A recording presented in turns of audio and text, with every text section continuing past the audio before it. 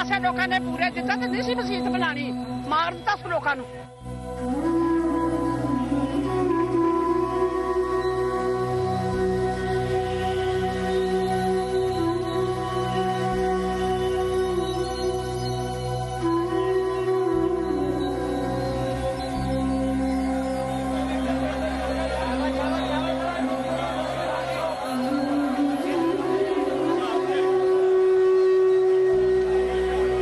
हमने कामत ही की है, अल्लाह अकबर कहा ही है, तो उसी वक्त मस्जिद का लेंटर जब वो गिर गया, वालिद साहब थे और साथ बड़ा भतीजा दोनों नीचे।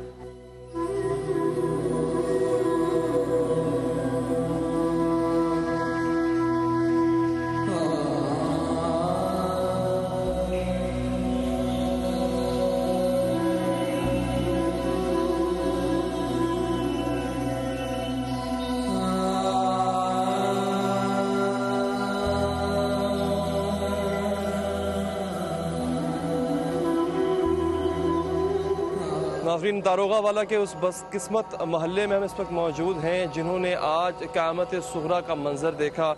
मेरे अक़ब में आप देख सकते हैं ये वो मस्जिद है जो शहीद हुई, और वो लोग चूँकि इत्तलात हमें ये दी गई थी कि 40 से 45 लोग इस मलबे के नीचे दबे हुए हैं। नाज़रीन, अब तक 11 शहदा को निकाल लिया गया है। मैं लफ्ज़ शहीद इनके लिए इस्तेमाल कर रहा हूँ क्योंकि जो नमाज पढ़ते हुए इस तरह से अपनी जान गंवा बैठे वो अल्लाह के नज़दीक शहीद कहलाता है। तो ये 11 शहदा की लाशें अब तक निकाल ली गई हैं। आप देख सकते हैं रेस्क्यू एहलकारों का काम जारी है, अहले मोहल्ला भी यहाँ पर मौजूद हैं। नाज़रीन, जिस वक्त हम रास्ते में यहाँ पर आ रहे थे, इस महल्ले में दाखिल होते ही हमें महसूस हुआ कि क्या बीती होगी यहाँ के लोगों पर, क्योंकि हर चेहरे पे एक कर्ब, एक दर्द, आहो-बुका नज़र आ रही थी। ये एक कुदरती सानिया भी है, लेकिन लोग इस बात पर यकीनी तौर पर नाला भी हैं कि इमदादी सरगर्मियों में उस तरह से ताख़ीर भी सामने आई है, उतनी तुंदही भी सामने नहीं आ रही, और जो एक्सपर्टीज़ होनी चाहिए थी वो अब तक नहीं है। खैर, इस पर हम बात भी करेंगे।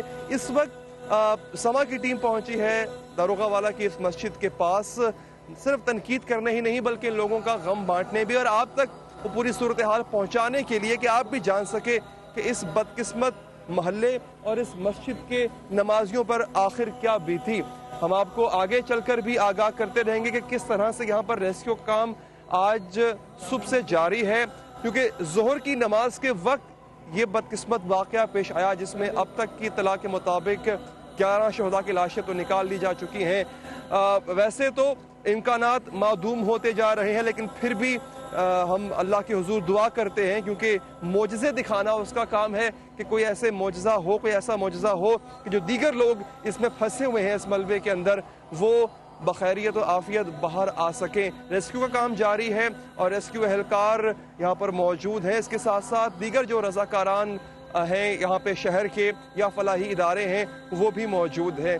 सुबह से लेके अब तक मुख्तलिफ सियासी शख्सियात ने भी यहाँ के दौरे किए हैं, फलाही शख्सियात ने भी यहाँ के दौरे किए हैं, हर किस्म की इमदाद का, मदद का यकीन भी दिलाया है।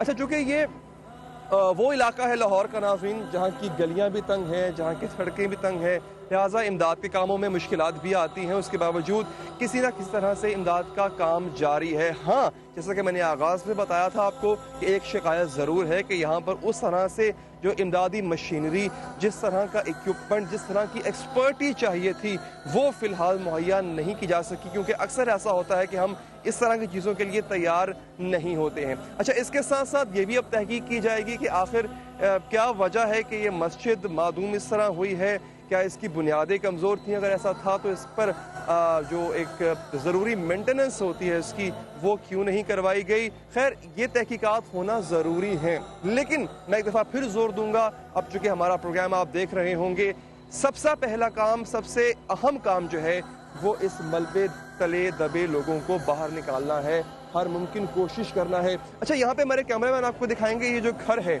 पास ही में जिसकी बाहरी दीवार गिराई गई है, आप मलबा देख सकते हैं, ये इस मस्जिद के इमाम साहब जो पेश इमाम हैं उनका घर था।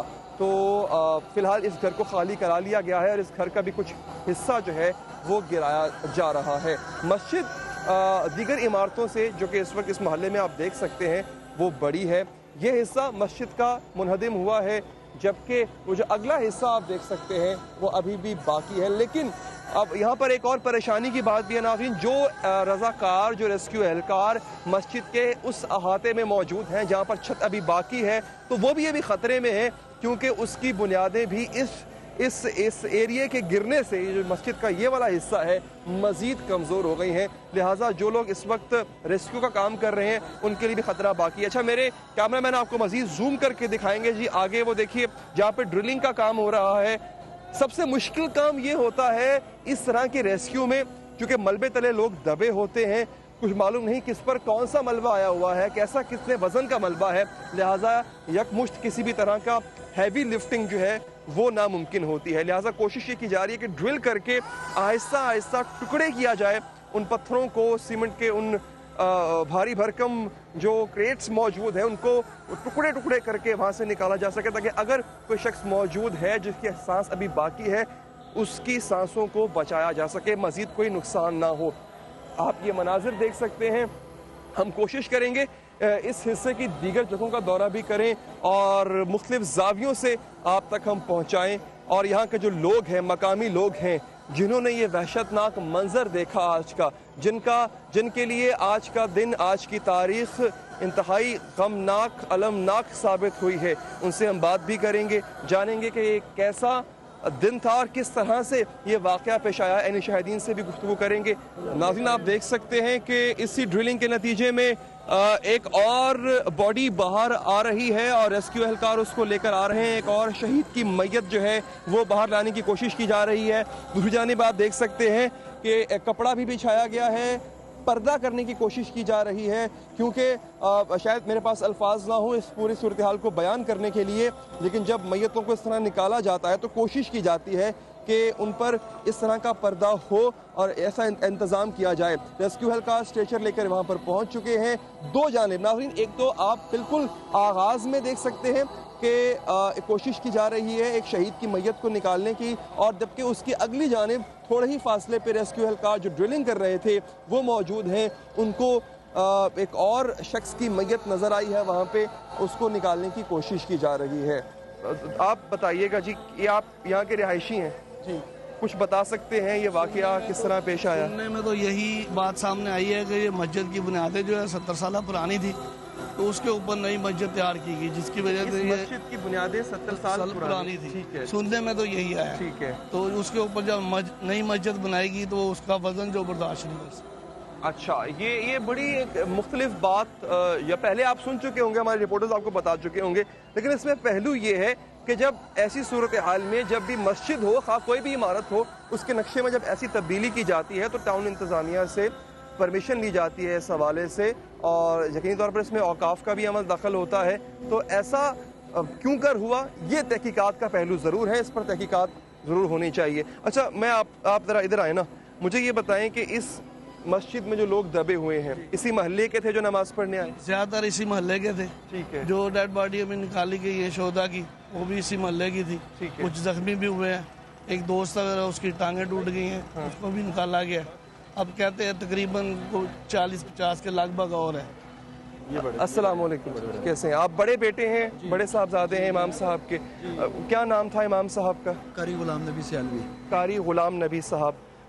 कुछ आप बता सकते हैं, वाले साहब आपके गए जोहर की नमाज पढ़ाने हमेशा की तरह, जो उनकी यकीनी तौर पर उनकी रूटीन होगी, तो आपसे उनका आखिरी राब्ता कब हुआ था? नहीं, मेरे वाल साहब अल्हम्दुलिल्लाह ठीक हैं, उनको चोट आई है, उनको हल्की सी और कुछ नहीं, और फॉर्चुनेटली अल्लाह ताला ने बड़ा करम किया कि वो बच गए हैं। अच्छा। और वो नमाज पढ़ाने के लिए जब वो उस वक्त जब ये मुनहदिम हुई है इमारत, जी, वो उस वक्त मस्जिद में मौजूद थे? वो मस्जिद में मौजूद थे, जमात के लिए भी पहली रकत थी, पहली रकत में ये सारा मामला हुआ, और वो पहली सफ में थे, और बाकी जो नमाजी दूसरी सफ में थे अपनी जगहों पर, उन पर सारा मलबा गिरा है। वो है ना कि वो थे मंबर के आगे, मंबर में थे वो, जब सारी वो बिल्डिंग नीचे गिरी है तो वो थोड़ी सेफ्टी पे उनकी सर पे जोड़ाई थी। ठीक है। उनको उसी टाइम लेके रेस्क्यू के लिए। अच्छा, नाज़रीन, बाकी की जो थी वो थी पहली साल में बचे सारे। ठीक है। इसकी नाज़रीन एक टेक्निकल वजह भी है। मैं अभी जब बात कर रहे थे इमाम साहब के साहबजादे और ये साहब भी, तो जो मेंबर की जगह होती है ना जी, उसकी पोजीशन कुछ इस तरह होती है,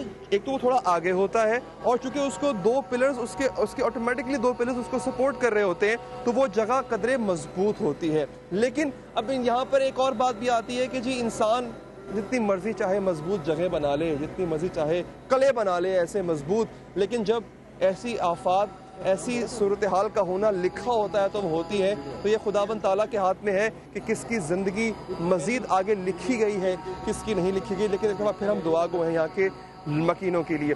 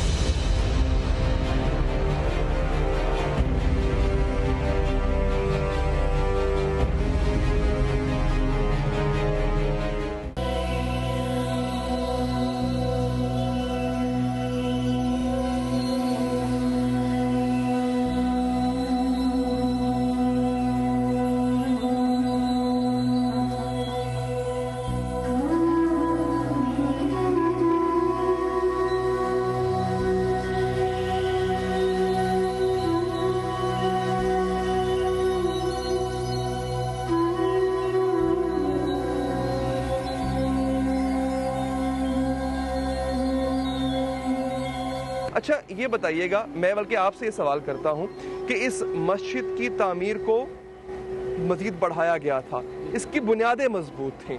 अब यकीनी तौर पर जब ऐसा किया गया होगा, पेश इमाम आपके वालिद हैं, उनसे भी बात की होगी, तो क्या इस हवाले से कोई पहले इजाज़तनामा नहीं लिया गया था? देखिए जी, ये तो मस्जिद की कमेटी के काम है, हम जो है इसमें इंटरफेयर नहीं करते कि मस्जिद की कमेटी बामी मुशावरत से ये काम करती है। और जारी बात है कि हम उसको मशवरा दे सकते हैं कि यहाँ पे ये चीज़ बननी चाहिए, ये नहीं बननी चाहिए। बाकी कंस्ट्रक्शन के हवाले से जो है वो तो कमेटी बेहतर जानती है। तो आप समझते हैं कि ऐसी तहकीकात होनी चाहिए, इस बात पर प्रोब होना चाहिए कि जब एक मस्जिद जो इतनी पुरानी उसकी बुनियादें हैं, कमज़ोर भी हैं, अगर ऐसी कंस्ट्रक्शन ना की होती तो शायद ऐसा वाक़या पेश ना हो? जी यकीनन जी, कंस्ट्रक्शन के हवाले से तो जारी बात है कि कीमती जानें ज़ाया हुई हैं, उनका तो कोई नेमुल बदल नहीं हो सकता।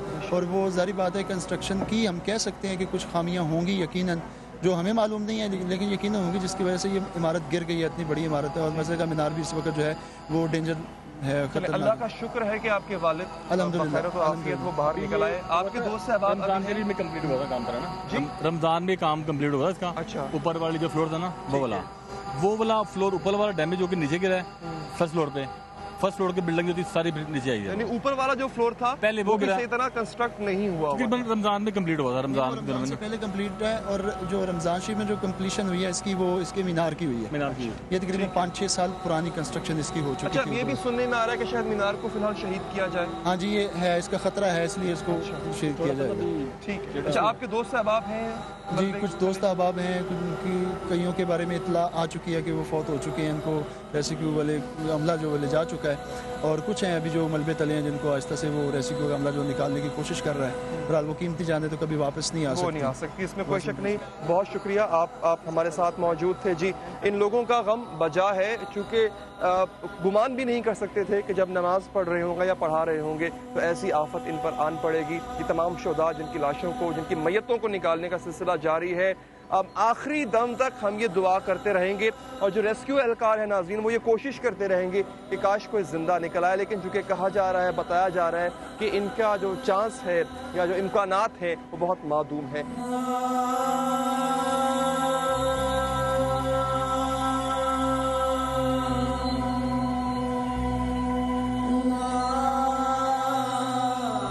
एक बदकिस्मत ख़ानदान के साथ जी इस वक्त हम मौजूद हैं। वो गम मना रहे हैं अपने प्यारों का। मुझे अभी तक पता चला कि उनके 2 लवाहिकीन इस वक्त मलबे तले दबे हुए हैं। जी माँ जी, दबे हुए हैं 2 जने, दादा पोता। अच्छा, हाँ, क्या दादा। क्या उम्र है आपके पोते की? तस्वीर दिखाएं जी, ये दिखाएं। तस्वीर है, ये आपके भाई हैं जी? अच्छा, 18 साल। अच्छा, ये दिखाएं जी, 18 साल, 12वीं के पेपर दिए हुए हैं। हाँ, 12वीं के पेपर दिए हुए हैं। अच्छा, ये दिखाएं जी, तस्वीर है जी इस नौजवान लड़के की। मैं पेपर दिए 12वीं। अच्छा, कोई इतला नहीं दी अभी तक इंडस्ट्री नहीं, वालों अभी ने तक आपको? तलाक कोई नहीं आई, अभी तक तलाक जी बहन, अभी तक कोई नहीं इतला आई अभी। अच्छा ये तस्वीर आप अपने पास रखें। अच्छा मुझे ये बताएं कि आपके जो है अब्बू है ये अब्बू जो है, उनके साथ अब्बू थे? है और भतीजा है। अच्छा भतीजा दोनों है। ठीक है, अब्बू भतीजा है, मैं एक दफा फिर नाजरीन आपने दोनों है। अच्छा अभी तक नहीं निकले। तो ये क्या कह रहे हैं रेस्क्यू वाले? वो कह रहे थे जल्दी निकालो मलबा उसको, कह जल्दी निकालो उनको। ठीक है, हम एक दफा फिर इस बात पर जोर देते हैं। 1 बजे के गए हुए हैं जी, इंशाल्लाह हम दुआ कर रहे हैं जी। एक दफा फिर बात कर रहे हैं, हम आप ही का काम कर रहे हैं, हम आप ही का काम कर रहे हैं माँ जी, हम आप ही का काम कर रहे हैं। हम आपकी आवाज़ें सब तक पहुंचा रहे हैं ताकि मजीद इमदाद आप तक आए। और एक दफा फिर हम दुआ करेंगे कि अब और मैयतें ना निकले, अल्लाह करे कोई मौजज़ा ऐसा हो कि जो है लोग इससे जिंदा बाहर निकल आए। यहाँ पे एक और माँ जी, ठीक है, नहीं उनको जाने दें, अगर वो नहीं बात करना चाहती उनको जाने दें, आप किसी को मत रोके। माँ जी आपके क्या लगते हैं? आपके शौहर हैं? हाँ जी शोर है, खबर कोई नहीं आई। 1:30 बजे आखिरी बार कब राब्ता हुआ था आपका? 1:30 बजे नमाज पढ़ने गए, कहने मैं नमाज तुम भी नमाज पढ़, मैं जा रहा, वापसी नहीं आए। हम दुआ कर रहे हैं माँ जी, बड़ी दुआ हम दुआ कर रहे हैं, सब दुआ कर रहे हैं। इस वक्त हम सबसे जो अच्छा काम है वो ये कर सकते हैं। लेकिन एक बात है, ये लोग लगे हुए हैं जो इस वक्त बचाने के लिए, रेस्क्यू के लिए। कोई लगा, ये लोग नहीं आए क्या? वक्त पर नहीं आए थे क्या? अभी देखिए ना, अभी तो काम कर रहे हैं वो लोग, अभी तो काम कर रहे हैं। बड़ी देर बाद आए। जिस वक्त ये हुआ वाकया, आप बताइए माँ जी, आपने उस वक्त इत्तला दी थी रेस्क्यू वालों को?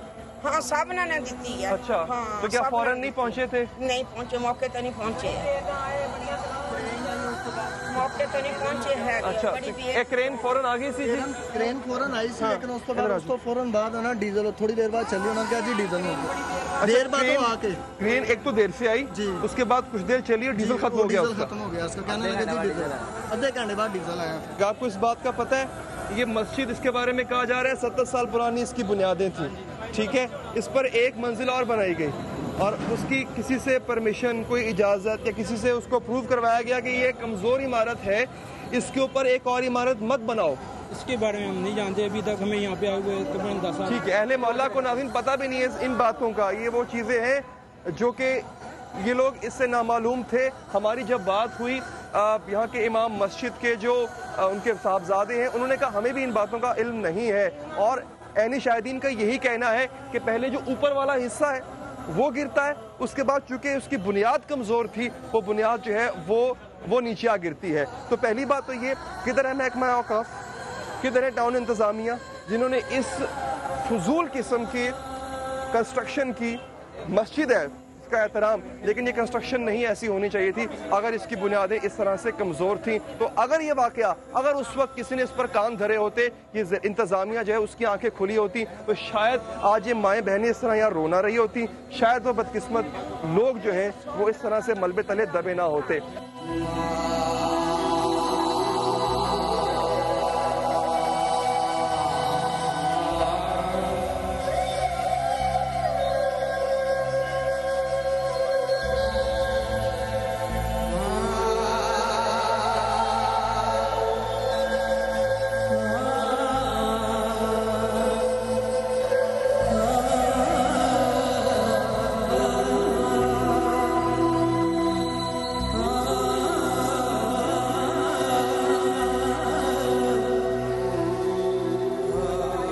वो जो अभी कड़ियल जवान जिसकी बात हो रही थी, जो उस वक्त मलबे तले दबा हुआ है अपने दादा के साथ, उसका ये भाई है, बड़ा भाई है, इनसे हम बात करते हैं। अच्छा, आप हमें ऑफ द कैमरा बता रहे थे कि आपने अपने वालिद को खुद निकाला? हाँ जी, हमने खुद निकाला था, रेस्क्यू टीम आई थी तकरीबन आधे पौने घंटे बाद। अच्छा, तब तक हम, मेरे दोस्त और मोहल्लेदार, हम मिलके ना ईंटें वगैरह निकालते रहे। ठीक है, जब वो भाई निकले उन्होंने कहा कि मैं भी अंदर से ईंटें ना पीछे करता रहा। ठीक है, दबे थे और हम भी कोशिश करते रहे। तो पौने घंटे बाद तकरीबन वाला साहब का ना हाथ नजर आया। अच्छा, वो ये नहीं मुझे पता था कि वाला साहब कौन है। हमने कहा इसको निकालो जो भी है। वो निकाले तो वो मेरे वाला साहब थे। अभी मेरा भाई है छोटा अंदर, वो भी तक नहीं निकला। तकरीबन 1:30 बजे की जोर की नमाज। आपके भाई आपके वालिद साहब के साथ नमाज नहीं पढ़ रहे थे? हाँ, एक बंदा छोड़ के दूसरे बंदे के साथ थे। 2-3 बंदे छोड़ के 2-3 आदमियों को छोड़ के ना उसके आगे मेरा भाई था और उसके आगे छोड़ के आगे दादा अबू थे। अबू बच गए, हम दोनों दादा अबू भी अंदर हैं और भाई भी अंदर हैं। ठीक है, आप लोग अभी तो उन्होंने को निकाला नहीं, अभी तक तो मलबे के अंदर हैं। तो नहीं लगे सही। अबू ठीक है। आप मुझे ये बताओ आपके भाई, आपके वालिद साहब, आप लोग खुद रोजाना इसी मस्जिद में नमाज पढ़ने? हाँ जी, वो इसी मस्जिद में रोजाना इसी मस्जिद में नमाज पढ़ने जाते थे। ठीक है, इसी गली में, इसी इलाके में और भी मस्जिदें हैं ऐसी? हाँ, वो आगे हैं। ठीक है, लेकिन वो इधर नजदीक पड़ती थी, इधर ही पढ़ते थे ये मस्जिद। 5 वक्त की, वो छोटा भाई था, वो 5 वक्त का नमाजी था। उम्र में मुझसे यानी कि 4-5 साल छोटा तकरीबन। FSC कर रहा था। वाले साहब ने काफ़ी कोशिश करी, वो तकरीबन यानी कि वो मोहल्लेदारों को पता ही नहीं है कि वो किनका बेटा है, ऐसा यानी कि वो लड़का है। और नमाज सपारे वगैरह 24 घंटे वो पढ़ता रहता है। ठीक है, तो वो अब नीचे आए, इन्होंने अभी तक नहीं निकाला। 1 बजे के लगे हुए हैं सारे, तकरीबन काफ़ी बंदे निकले अभी तक। मेरा भाई, ये मुझे ये बताओ, क्या ये बीच में काम रोक तो नहीं देते? नहीं, इन्होंने काम तो नहीं तकरीबन रोका था, कुछ आवाम भी कर रही है, लेकिन काम स्लो कर रहे हैं। ये जो वो बाशिफ आए थे तब तक इन्होंने स्पीड में किया, वो चले गए। अब तकरीबन स्पीड इनकी कम हो गई है। ठीक है, जब से बाशिफ गए हैं। ठीक है, हम जब यहाँ पे नाज़रीन आए थे उस वक्त भी क्रेन ऑपरेट नहीं हो रही थी और उसके बाद दोबारा हमें उस वक्त लगा शायद काम रुका हुआ है। अब मुझे नहीं पता किस वजह से रुका हुआ था, लेकिन उस वक्त ऐसा हमें फील हुआ कि काम उतनी तुंदही से नहीं हो रहा जितना अब हो रहा है।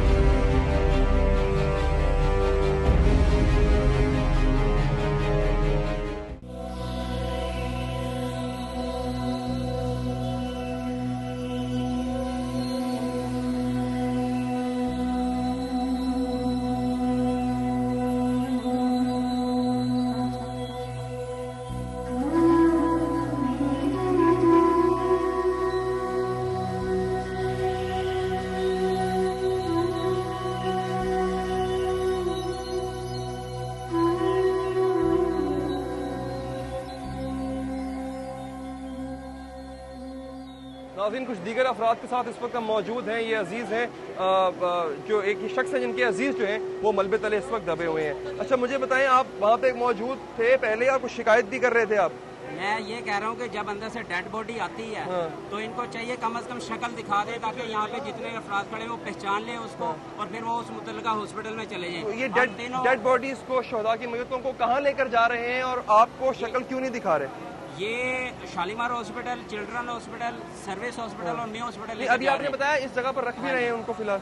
नहीं, वो फौरन लेके जा रहे हैं, लेकिन शक्ल नहीं दिखा रहे। अच्छा, देखे ना, हमने सारे हॉस्पिटलों में अपना मरीज पता करवाया लेकिन नहीं है। लेकिन वो यहाँ पे नमाज पढ़ने आया, लेकिन जिस समय अंदर से लेके जाते हैं तो इनको कम से कम एक दफा शक्ल दिखा देनी चाहिए इतने बंदों को, क्योंकि सारे यहाँ पे मोहल्लेदार ही हैं। तो वो फौरन पहुँचा के पहचान के घर वालों को इतला कर देंगे कि जी आपका मरीज फलाने हॉस्पिटल में, तो वो उधर चले जाएंगे। इसमें तो हम सुबह तक इधर खड़े रहेंगे, चक्कर लग रहे हैं, कभी हॉस्पिटल कभी इधर कभी उधर, को पता नहीं चल रहा। तो जब आप इनसे कहते हो शक्ल दिखाने के लिए नहीं दिखा रहे, वो फौरन अंदर ले जाते हैं, पता नहीं चल रहा। तो सारे परेशान है। मसला ये कि ये अगर ये शक्ल दिखा दे तो यहाँ पे पता लग जाए हाँ जी हमारा मरीज इस हॉस्पिटल में, हम वहाँ पे उसके पीछे चले जाए। यहाँ पे तो अच्छा, आपको पता था, आपसे बात हुई थी आपके अजीज की जब वो मस्जिद में नमाज पढ़ने जा रहे थे? निकला है और ये कह के निकला कि मैं नमाज पढ़ के फिर घर जाऊंगा। ठीक है, उसके बाद आपका राब्ता नहीं हुआ उससे? उसके बाद राब्ता नहीं हुआ। अच्छा, तो उमूमन इसी मस्जिद में नमाज पढ़ने जाते हैं? ये पिछली गली में, ये 7 गली में घर है हमारा, तो वो यहीं पे हम नमाज पढ़ते हैं।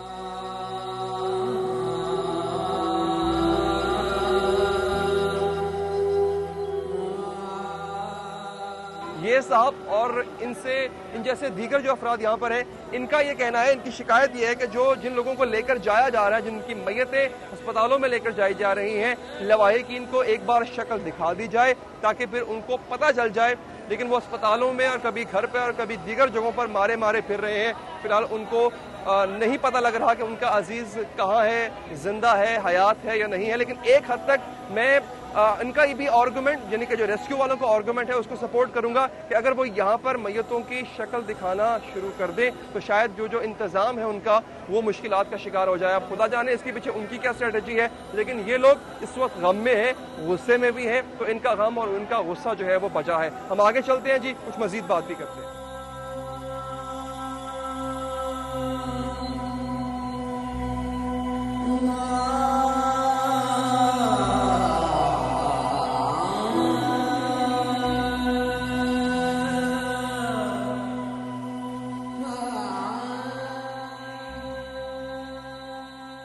नाज़रीन, हमने आपको दौरा कराया, पूरे हालात दिखाया आपको, किस तरह से रेस्क्यू ऑपरेशन जारी है, यहाँ के लोग क्या कहते हैं, कुछ शिकायत भी उनकी हैं।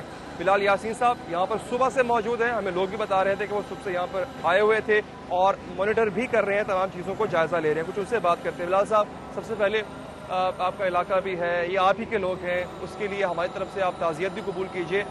लेकिन यहाँ के लोगों को ना कुछ शिकायतें भी हैं, ये रिस्पांस इनका थोड़ा लेट आया। वो कह रहे हैं जी आधे घंटे के बाद यहाँ पर टीम आती है, उसके बाद क्रेन जब आती है तो 15-20 मिनट के बाद या 30 मिनट के बाद उसका पेट्रोल खत्म हो जाता है, डीजल खत्म हो जाता है। तो ये चीज़ें कुछ लैग कर रही थी, लोग इस वजह से कुछ गुस्से में भी हैं। बिस्मिल्लाहिर्रहमानिर्रहीम। सबसे पहले तो बहुत सैड इंसिडेंट है जी, तो इसके लिए जो आपने कहा है कि जी रेस्क्यू वर्क की बात की, तो रेस्क्यू वर्क तो फौरी तौर पर स्टार्ट हुआ था। जो हर्डल्स आई हैं वो आई हैं जो क्योंकि एरिया इतना कंजस्टेड है कि यहाँ पे आप क्रेन देख रहे हैं, क्रेन का साइज़ देखें, यहाँ पे तो कोई वैसे छोटी एम्बुलेंस आए तो उसको 15-20 मिनट लगते हैं। तो मैं नहीं समझता कि इसमें कोई डिले है। हाँ, यहाँ पे जब साइड देखी है तो इंसिडेंट इस तरह का है कि हमने उनकी जो SOPs हैं उसके मुताबिक चलना है। यहाँ पे जब हम लोग आए तो बहुत ज़्यादा रश हो गया था, तो लोग पैनिक में थे, ये कह रहे थे जी कि फौरी तौर पे इसको रिमूव करवाएं। हमने मैनुअली उनके साथ कोशिश भी की मगर वो मुनासिब नहीं था। अभी भी देखें ना, हमें रिपोर्ट्स मिल रही हैं कि 2 लोग, अभी हम एक खातून के साथ बैठे हुए थे और वो बता रही थी कि मैं मोबाइल पे अपने भाई को फ़ोन करी थी, 4 बजे तक वो रिस्पॉन्ड कर रहा था फ़ोन, अभी फ़ोन रिस्पॉन्ड नहीं कर रहा। मीनिंग बाय कि अभी भी अल्लाह ताला मेहरबानी करे और मिरेकल्स हो जाएं कि भी अभी भी कुछ लोग यहाँ पे ज़िंदा मौजूद हैं। तो उनके लिए ये जो रेस्क्यू वाले हैं या दूसरे जो हमारे डिपार्टमेंट्स हैं उनकी SOPs होती हैं। लोगों के पास वो एक्सपर्टी नहीं होती, लोग तो पैनिक में होते हैं, वो कहते हैं जी हर सूरत में ये कर गुजरे, मगर हमें उनकी SOPs को फॉलो करना पड़ता है। उसी वजह से अभी हम पुरुम्मीद हैं कि इंशाल्लाह अल्लाह मेहरबानी करेगा। जो शहीद हुए हैं वो तो शहीद हो गए, मगर जो लोग, जिन लोगों को भी एक इंसानी जान भी इससे बच सकती है तो हमें बचा लेनी चाहिए। अल्लाह करे, आमीन, और अल्लाह करे ऐसा ही हो। बिलाल साहब, एक चीज़ और जो कि मेरी रिक्वेस्ट होगी आपसे भी, इंतज़ामिया से भी, लोग हमें देख रहे हैं कि यहाँ के लोगों ने कहा कि जी ये जो इमारत है मस्जिद की, उसकी जो कंस्ट्रक्शन है, जो ऊपर वाली मंजिल की कंस्ट्रक्शन है, ये 70 साल पुरानी, इसकी बुनियादें जो कमज़ोर हो चुकी थी, ऊपर वाली कंस्ट्रक्शन न जाने कैसी की, क्योंकि पहले ऊपर वाला मलबा गिरा और बाद में नीचे वाला।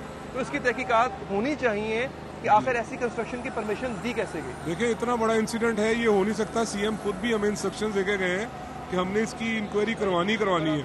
अभी मैटर ये नहीं है कि ये अभी तो मैं आपको जिस तरह पहले कहा कि इस रेस्क्यू ऑपरेशन के बाद इस चीज़ों को, सारी चीज़ों को इंक्वायर किया जाएगा। अभी तक की जो हमारे पास इंफॉर्मेशन है, जिसकी ऑथेंटिसिटी पे आप क्वेश्चन मार्क लगा सकते हैं कि वो जो पुरानी जो इमारत मस्जिद की कह रहे हैं, मस्जिद की रेनोवेशन भी रिसेंटली हुई है, उसमें ये कह रहे हैं कि वो जो लेंटर था उसके ऊपर जो मिट्टी थी उसमें सीपेज हुई है पानी की, तो उसका वेट बहुत ज़्यादा होगी, इस वजह से ये क्लैप्स हुई है सारी इसमें।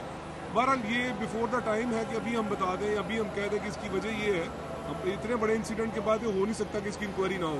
अच्छा बिलाल साहब, कुछ चीज़ें जो कि मुझे लगता है कि हमें अब सीख जानी चाहिए थी। ऐसे डिज़ास्टर्स हैं, ये इससे बड़े डिज़ास्टर्स भी हो चुके हैं पाकिस्तान में, तो हमें, हमारे पास state of the art equipment होना चाहिए था। मैं अभी एग्जांपल, किसी ने मुझे कोट की, जब बाहर कहीं ऐसा होता है तरक्की याफ्ता मुल्कों में, उनके पास इंफ्रारेड इक्विपमेंट्स होते हैं, वो हीट सेंस करके देख लेते हैं कहाँ कहाँ पे ज़िंदगी मौजूद है, फिर वहीं पर उनको ऑक्सीजन और पानी की सप्लाई जो है पहुँचाई जाती है, बाद में कटिंग का काम किया जाता है। हम कई दफ़ा 2-4 हो चुके हैं इन चीज़ों से, हमारे पास अभी भी कमी है ऐसे एक्सपर्टीज़ की। देखिए, मैं अपना एक्सपीरियंस आपके साथ शेयर करता हूँ कि जब ये इंसिडेंट हुआ है तो उन्होंने, जो हमारे 112 वाले थे या दूसरे हमारे डिपार्टमेंट्स थे, सबसे पहले उन्होंने यही किया कि अगर अल्लाह करे नीचे कोई इंसानी जान बचे तो उन्होंने उनके होल्स बनाए हैं ताकि उनको ऑक्सीजन की सप्लाई जारी रहे। ऐसा नहीं है, सारी चीज़ें हमारे पास भी हैं, हमें सिर्फ क्रिटिक नहीं होना चाहिए, पॉजिटिव चीज़ों को भी देखना चाहिए। इंसिडेंट अपनी जगह पे बहुत बड़ा इंसिडेंट है, मगर इसका रिस्पॉन्ड टाइम देखें, इसमें देखें कि कोई डिपार्टमेंट ऐसा नहीं है जिसने फौरी तौर पे यहाँ पे एक्शन नहीं लिया और उसका हेड ऑफ डिपार्टमेंट यहाँ पे मौजूद नहीं है। अभी भी मैंने इनको रिक्वेस्ट की है कि आप थोड़ा सा यहाँ से रश कम करें, क्योंकि ये भी हर्डल्स आ रही हैं। तो डेड बॉडी आती है या कोई जख्मी आता है तो उसको बाहर निकालने तक भी 10 मिनट लग जाते हैं। और बार बार कहने के बावजूद भी हमारे दोस्त, क्योंकि इनके अपने अस्पतालों में लेकर जाया जा रहा है, म्यो में जा रहे हैं, सर्विसेज में जा रहे हैं, मुख्तलिफ जगहों पे, मगर मैं हॉस्पिटल्स में नहीं गया, मैं यहाँ पे खुद देख रहा हूँ, वहाँ पे हॉस्पिटल में हमारी दूसरी आपकी टीम बात हुई होगी जो रेस्क्यू काम है, जो लगे हुए हैं इस काम में, कुछ अंदाजा बता सकते हैं कि कितनी देर में ये जो है पूरा मलबा निकालने में, या फिर जितनी एक्सपेक्टेड बॉडीज अंदर हैं अभी उनको निकालने में कामयाब हो जाए? अभी तो हम इसी चीज़ की इंक्वायरी कर रहे थे। अभी जब हम बैठे हुए थे तो जो एक बंदे के साथ हमारी बात हुई है जो नमाज के वक्त था, उसने यही बताया कि जैसे ही जोर की नमाज सुन्नतें पढ़ी गई हैं और फ़र्ज़ की पहली रकत में जब वो क़याम में थे तो उसी वक्त वो छत जो है ना वो गिरी है। उससे हमने कुछ चीज़ें उससे पूछी हैं, मगर मैं सिर्फ आपसे यही गुजारिश करना चाहता हूँ कि अभी ये गैस वर्क ही होगा कि कितनी देर में ये सारी चीज़ें कंप्लीट हो जाएंगी। बहरहाल जब तक ये चीज़ें कंप्लीट नहीं होती, हम यहाँ पे मौजूद हैं, हमारा सारा स्टाफ काम कर रहा है।